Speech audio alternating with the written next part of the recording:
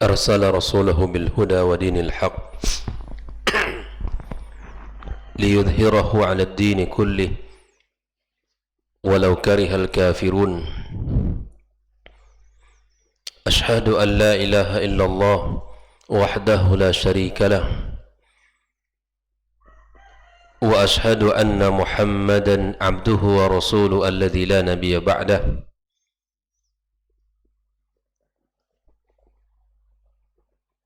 اللهم علمنا ما ينفعنا وانفعنا بما علمتنا وزدنا علما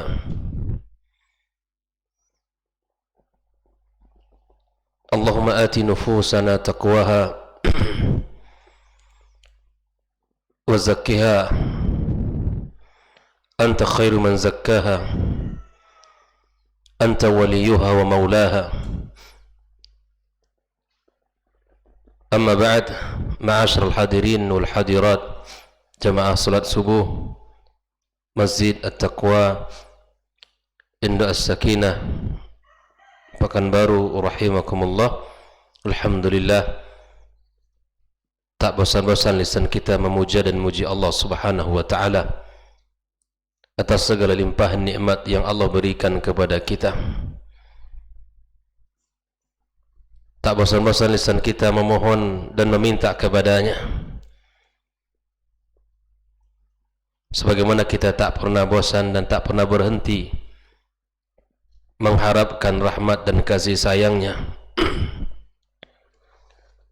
Alhamdulillah, pagi ini kembali kita dipertemukan di majlis yang mulia,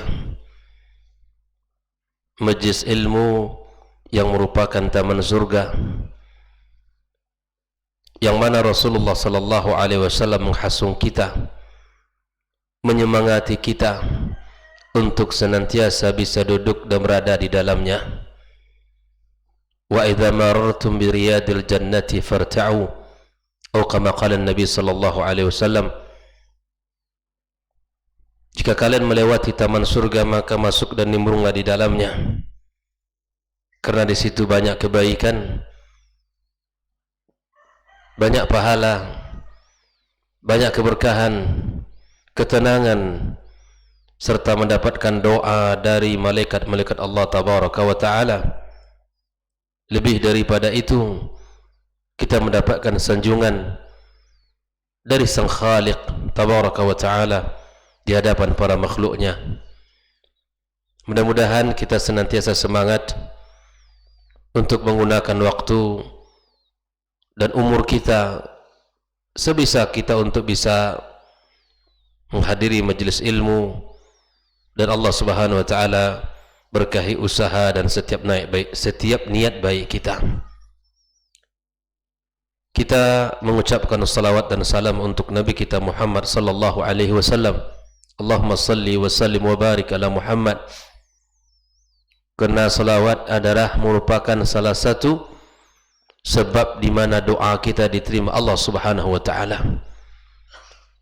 Dan salawat merupakan salah satu tanda di mana kita cinta kepadanya. Dalam sebuah syair disebutkan, fa innal muhibba lima yuhibbu muti', orang yang mencintai terhadap yang dicintainya maka dia taat. Karena salawat merupakan perintah Rasulullah, maka kita taat dan patuh kepadanya. Dan biasanya orang yang mengasihi terhadap yang dikasih disebut-sebut namanya dan disanjung-sanjung keberadaannya. Mudah-mudahan ucapan salawat yang senantiasa kita ucapkan, yang kita senantiasa sanjungkan, menjadi bukti cinta kita kepadanya, dan kita berharap mendapatkan syafaatnya pada hari yauma la yanfa'u malun wala banun illa man atallaha biqalbin salim. Kita berdoa pula untuk kedua orang tua kita, ibu bapa kita. Semoga Allah Subhanahu wa taala merahmati mereka dan menyayangi mereka sebagaimana mereka dulu menyayangi kita. Kemudian untuk para guru, para asatidzah dan para masyayikh yang telah mengajarkan dan menunjukkan kebaikan-kebaikan kepada kita. Mudah-mudahan Allah berkahi dan Allah Jadikan ilmu yang mereka tinggalkan yang bermanfaat, yang takkan pernah terputus kebaikan dan pahala senantiasa mengalir kepada mereka. Ma'asyiral hadirin wal hadirat, kembali kita melanjutkan pembahasan kitab 200 tanya jawab seputar keyakinan dan keimanan. Pagi ini pertanyaan yang ke-219, yaitu ala man yajib al-amr bil ma'ruf wan nahi 'anil munkar wa ma maratibuh. Kepada siapa wajib untuk menegakkan al-amr bil ma'ruf dan melarang kemungkaran, dan apa saja tingkatannya. Maka muallif kitab menjelaskan bahwa Allah Subhanahu wa taala mengatakan, wal takum minkum, hendaklah ada di antara kalian umat ini, wal takum minkum ummatun yad'una ilal khair, yang senantiasa menyeru kepada kebaikan, wa ya'muruna bil ma'ruf, dan memerintahkan kepada yang ma'ruf, wa yanhauna 'anil munkar, dan mencegah melarang yang mungkar, wa ulaika humul muflihun, dan mereka itu adalah orang-orang yang beruntung. Allah menyebutkan di dalam ayat ini, sebagaimana dijelaskan oleh para ulama tafsir, bahwa di antara syarat al-muflih, jadi orang yang beruntung di sisi Allah tabaraka wa taala, hendaklah kita mengambil bagian di dalam kebaikan, menyerukan kebaikan kepada Allah dengan cara menyuruh untuk menegakkan kebaikan dan mencegah kemungkaran dalam skala yang berbeda-beda. Pertama, dalam lingkup yang paling terkecil di dalam kehidupan kita adalah keluarga.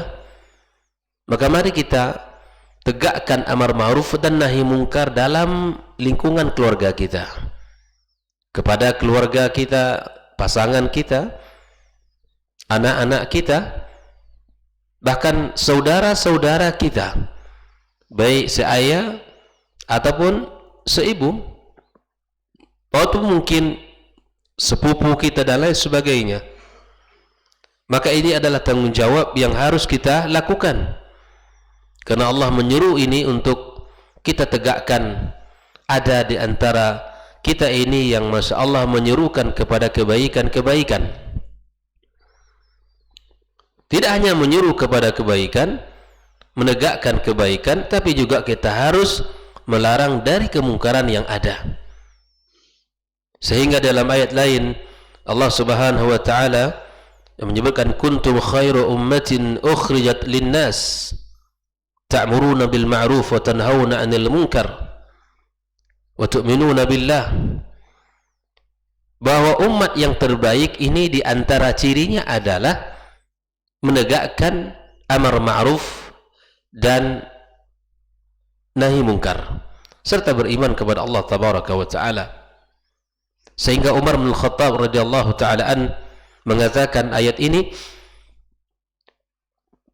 barang siapa yang ingin umat ini, di antara umat ini yang ingin kembali kepada apa yang Allah disebutkan, barang siapa yang ingin menjadi umat yang terbaik, maka hendaklah ditegakkan syarat yang Allah sebutkan dalam ayat ini.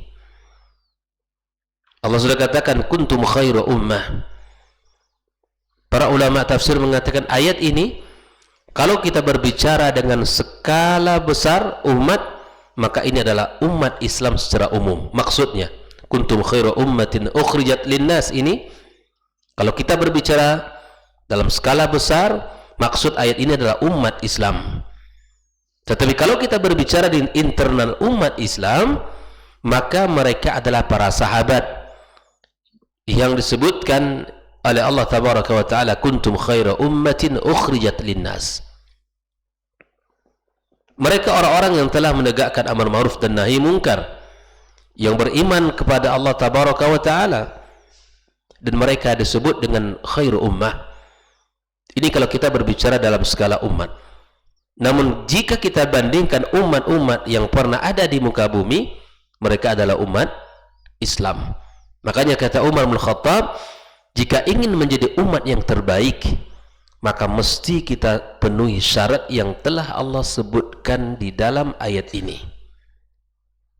Ikhwani kaum muslimin, kaum muslimat rahimakumullah. Lalu Nabi kita alaihi salatu wassalam menyebutkan tingkatan-tingkatan di dalam amar ma'ruf dan nahi munkar. Di dalam hadis riwayat Imam Muslim, qala Nabi sallallahu alaihi wasallam, man ra'a minkum munkaran. Man ra'a minkum. Minkum di sini adalah lil umum. Siapapun, laki-laki maupun perempuan, yang kecil maupun dewasa, siapapun di antara kalian, kata Nabi sallallahu alaihi wasallam, melihat kemungkaran, falyughayyirhu biyadihi, maka hendaklah dia rubah kemungkaran itu, cegah kemungkaran itu dengan tangannya, dengan kuasa as-sultan. Fa illam yastati' fa bilisani, jika tidak ada punya kuasa untuk mengingkari kemungkaran, maka paling tidak dia sampaikan dengan lisan, dakwahkan dengan lisan, cegah dengan lisan. Fa illam yastati' fa biqalbihi, andai pun dia tidak punya kuasa, andai pun dia tidak punya kesempatan untuk menyampaikan dengan lisan, maka mengingkari kemungkaran dengan hati. Wadzalika ad'aful iman, itu adalah tingkatan iman yang paling rendah. Mengingkari kemungkaran dengan hati, membencinya dengan hati, itu tingkatan kemungkaran, ingkar mungkar yang paling rendah. Ikhwani kaum muslimin rahimakumullah. Maka di dalam mengingkari kemungkaran, kita mesti memahami kaidah-kaidahnya. Kita juga memahami dawabit yang mesti kita perhatikan di dalam syariat Islam. Di antara dawabit kaidah yang mesti kita pahami mengingkari kemungkaran, yang pertama adalah tidak mengingkari kemungkaran dengan cara mungkar. Tidak mengingkari kemungkaran dengan cara yang mungkar. Kemungkaran harus dicegah dengan cara yang baik, tidak dihilangkan dengan cara yang mungkar pula. Maka kita hanya disuruh Allah untuk mengingkari dengan cara yang telah disyariatkan Allah tabaraka wa ta'ala. Yang kedua, kita harus memahami bahwa di dalam mengingkari kemungkaran itu ada maslahat yang paling besar yang akan didapatkan. Kalau kita biarkan, maka tidak ada maslahat yang akan hadir. Tapi kalau kita ingkari kemungkaran itu, maka maslahatnya di dalam mengingkari itu lebih besar, maka harus kita perhatikan. Tentu ini membutuhkan ilmu, karena tugas mengingkari kemungkaran adalah tugas yang mulia, dan itu membutuhkan ilmu dari siapapun untuk mengingkari kemungkaran tersebut. Dan Allah Subhanahu wa ta'ala ketika mengutus para rasul ke muka bumi ini, mereka dibekali wahyu, dibekali ilmu oleh Allah tabaraka wa ta'ala, sehingga apa yang mereka ingkarkan, mereka ingkari, yang mereka dakwakan adalah untuk menghadirkan maslahat yang paling besar di muka bumi ini. Dan mereka diberikan Allah Subhanahu wa ta'ala bekal, sebagaimana Allah sebutkan di dalam beberapa ayat, dan kemudian di antara kaidah-kaidah yang mesti diperhatikan adalah di mana kita mengingkari kemungkaran dengan cara yang baik, atau dengan cara hikmah, dengan cara yang dituntun oleh syariat kita. Seorang pelaku atau penegak al-inkar mungkar itu mesti dengan cara yang baik, dengan cara yang hikmah. Ikhwani kaum muslimin rahimakumullah. Maka setelah kita membahas ayat tadi kemudian hadis Rasulullah SAW, maka kita dapatkan bahwa wajib bagi kita untuk menegakkan amar ma'ruf dan nahi mungkar tersebut. Ya, setiap manusia memiliki tanggung jawab untuk mengingkari kemungkaran. Dan secara umum dia adalah ya fardu kifayah kalau sudah ada orang yang menegakkan amar ma'ruf dan nahi mungkar. Namun pada setiap manusia memiliki beban dan tanggung jawab untuk mengingkari kemungkaran tersebut. Ya. Di sini disebutkan wa kulluha tadullu ala wujubil amri bil ma'ruf wan nahi 'anil munkar ala kulli man ra'ahu la yaskutu anhu illa ay yakuma bihi ghairuhu kullun bihasbih. Bahwa wajib hukumnya menegakkan amar ma'ruf dan nahi mungkar bagi siapapun yang melihat, tidak ada ya, tidak gugur baginya kewajiban itu kecuali ada orang yang melakukan ya, yang telah mendahuluinya ingkarul mungkar dan amar ma'ruf sesuai dengan kemampuannya. Wa kullu ma kana al-'abd 'ala dhalik aqdar bihi wa a'lam kana 'alaihi awja wa lahu alzam. Setiap orang yang memiliki kemampuan ya, yang memiliki kesanggupan dan mengetahui ya, maka dia lebih wajib untuk menegakkannya. Misal dalam di lingkungan kita ini, tentu orang yang paling berkuasa adalah orang yang telah mendapatkan amanah ya, Pak RT, kemudian Pak RW secara umum, kemudian kita masyarakat ya, punya tanggung jawab untuk itu. Nah, orang yang paling memiliki ya kesempatan untuk mengingkari kemungkaran dan punya kuasa untuk itu, maka dia lebih utama untuk melakukannya.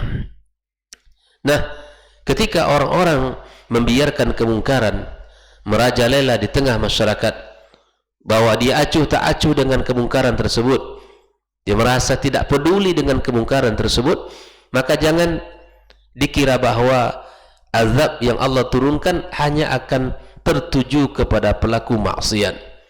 Akibat dari kita tidak melakukannya, atau akibat di mana kita tidak peduli dengan kemungkaran itu, maka dikhawatirkan maksiat itu akan mengundang bencana, dan bencana itu akan menimpa seluruh orang yang ada di situ, baik itu yang baik maupun yang buruknya, para pelaku maksiat dan dosa maupun tidak pelakunya. Allah akan murka kepada siapa yang tidak menegakkan amar ma'ruf dan nahi mungkar, padahal dia punya kemampuan, padahal dia sanggup, tapi dia memiliki sifat apatis, tidak peduli dan tidak mau tahu. Ini bukanlah sifat muslim. Muslim dia memiliki kepedulian yang tinggi. Bahkan Nabi mengatakan man ra'a minkum munkaran, minkum lil umum, tufidul umum, siapapun, dan kita punya tanggung jawab.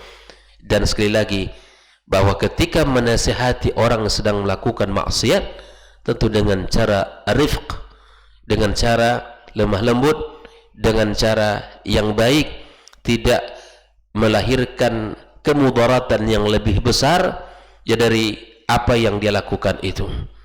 Jangan sampai mudaratnya lebih besar dari kemungkaran yang ada. Maka ini tentu perlu kita memahami bagaimana fikih ingkarul mungkar, dan ini sebuah kitab yang bagus yang karya Syekhul Islam Ibnu Taimiyah. Ini juga patut untuk kita baca bersama sehingga kita memiliki ilmu di dalam cara dan bagaimana untuk mengingkari kemungkaran tersebut, sehingga tidak melahirkan kemungkaran yang lebih besar dari apa yang sudah kita lakukan. Ikhwani kaum muslimin rahimakumullah. Maka di dalam pembahasan amar ma'ruf dan nahi mungkar adalah pembahasan yang sangat penting di dalam Islam, karena bab yang sangat urgent untuk ditegakkan di dalam syariat Islam, karena kita adalah umat yang menginginkan kebaikan dan menginginkan banyak kemaslahatan untuk umat ini. Maka tidak bisa kita diam apatis, dan kita tidak bisa acuh tak acuh saja, biarkan orang berbuat apa saja seinginnya. Tidak bisa. Ini bukan sifat seorang mukmin. Makanya dalam wilayah negara itu namanya ada al-hisbah. ada orang-orang yang diamanakan oleh pemerintah untuk menegakkan. Nah, tentu ini ia perlu sebuah pembahasan khusus ya, untuk dibicarakan bagaimana syarat-syaratnya, bagaimana aturan-aturannya, dan bagaimana Islam memandunya, sehingga tegak kebaikan itu menjadi sesuatu yang dirasakan di tengah masyarakat. Bahkan lihatlah di mana negara hari ini yang ingkarul mungkarnya jalan, insya-Allah dimanapun tempat ingkarul mungkarnya jalan, insya-Allah itu akan ya mendatangkan banyak kebaikan dan manfaat bagi kita bersama.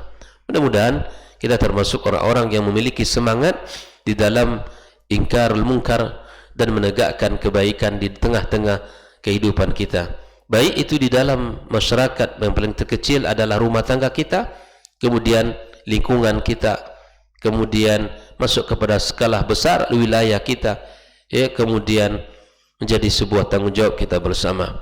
Ikhwani kaum muslimin rahimakumullah, banyak faedah yang didapatkan ketika kita ya menegakkan amar ma'ruf dan nahi mungkar ini. Jadi antaranya adalah keberkahan. Allah akan turunkan banyak kebaikan di negeri itu, sehingga ketika orang sudah meninggalkan maksiat, kembali bertaubat, dan seluruh negeri itu beriman kepada Allah dan bertakwa kepadanya, maka Allah akan turunkan keberkahan. Allah akan turunkan banyak kebaikan, sehingga Masya Allah kita rasakan anak-anak yang saleh, kemudian akhlak mereka terjaga, perilaku mereka baik, kemudian muamalah yang ada di tengah masyarakat berjalan dengan sesuai dengan syariat. Tidak ada orang penipu, tidak ada orang yang suka berbohong dan mencuri, seterusnya.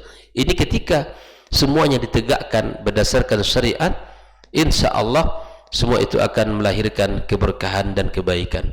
Maka tidak ada syariat jika ditegakkan kecuali dia mendatangkan manfaat. Tidak ada syariat ketika ditegakkan sepenuh hati, maka dia akan mendatangkan banyak manfaat dalam kehidupan kita. Ya, sekali lagi, mudah-mudahan kita termasuk orang-orang yang Allah berikan kemudahan di dalam mengingkari kemungkaran dan menegakkan kebaikan. Wabil khusus saya sampaikan tentang rumah tangga misalnya, terhadap ya misalnya istri yang tidak berpakaian, tidak menutup aurat dengan sempurna. Ini tentu menjadi sebuah tugas yang penting bagi kita, ya, sehingga tidak masuk kepada kategori hadis Nabi sallallahu alaihi wasallam yang disebut dengan dayyuth, yang mana dia tidak akan mencium baunya surga Allah tabaraka wa taala. Jangankan masuk, ya, mencium saja dijauhkan Allah Subhanahu wa taala. Ya, orang-orang yang tidak memiliki rasa kecemburuan, yang tidak memiliki rasa